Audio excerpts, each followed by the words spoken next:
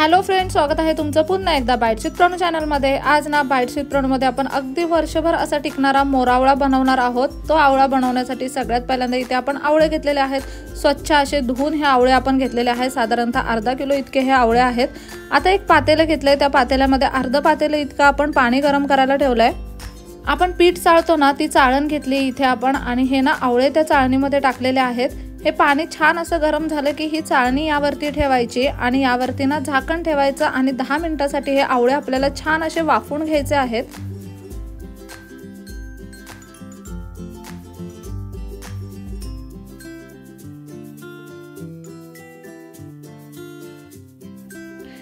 दहा मिनिटं मीडियम गॅसवरती हे आवळे वाफवल्यानंतर तुम्ही पाहू शकता आवळ्यांचा रंग थोडासा बदललेला आहे आणि आवळे छान असे वाफलेले आहेत।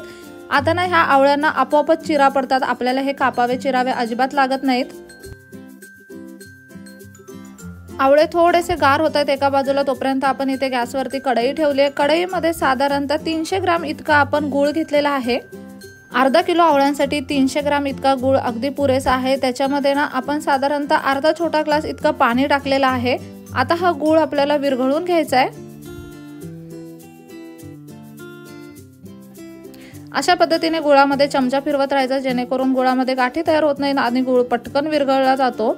इथे तुम्ही पाहू शकता गूळ बऱ्यापैकी विरघळत आलेला आहे। गूळ पूर्णपणे विरघळला गेला ना की हे जे वाफवलेले आवळे आहेत ते आपल्याला यामध्ये टाकायचे आहेत आणि आता ना बारीक गॅस करून ठेवायचा आणि हे आवळे ह्या गुळामध्ये अगदी छान असे मुरून द्यायचे आहेत। मस्त असे 15-20 मिनिटांसाठी बारीक गॅसवरती हे आवळे आता आपण मोडवणार आहोत ह्या गुळामध्ये। मध्ये मध्ये चमचा फिरवत राहायचा। इथे तुम्ही पाहू शकता 3 वेलची आणि 3 लवंग आपण घेतलेल्या आहेत, त्या यामध्ये टाकूयात, जेणेकरून ह्याला अगदी छान असा फ्लेवर येतो। हळूहळू गुळाचा पाक ना थोडा दाटसर होत जातो। साधारणतः 15-20 मिनिटं ठेवल्यानंतर ना गुळाचा पाक दाटसर असा बनतो। पाक ना दाटसर असा बनला की समजायचं की आवळे आता पूर्णपणे तयार झालेले आहेत।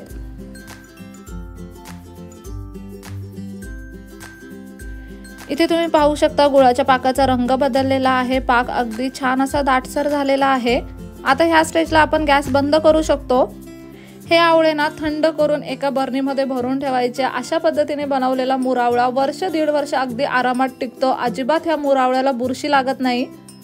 जेवढा छान दाटसर असा हा पाक बनेल ना, तेवढाच तुमचा मुरावळा छान बनेल। आणि सगळ्यात महत्त्वाचं म्हणजे हा मुरावळा जसजसा जुना होत जातो ना, तसतसं खायला जास्त भारी लागत जातो।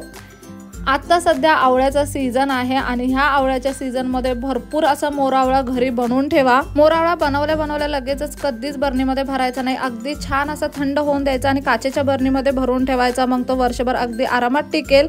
तुम्ही ना नक्की ही रेसिपी घरी ट्राय करा। चला तर मग नेक्स्ट व्हिडिओ मध्ये भेटूया, तोपर्यंत मस्त खा, भरपूर फिरा आणि आनंदी राहा।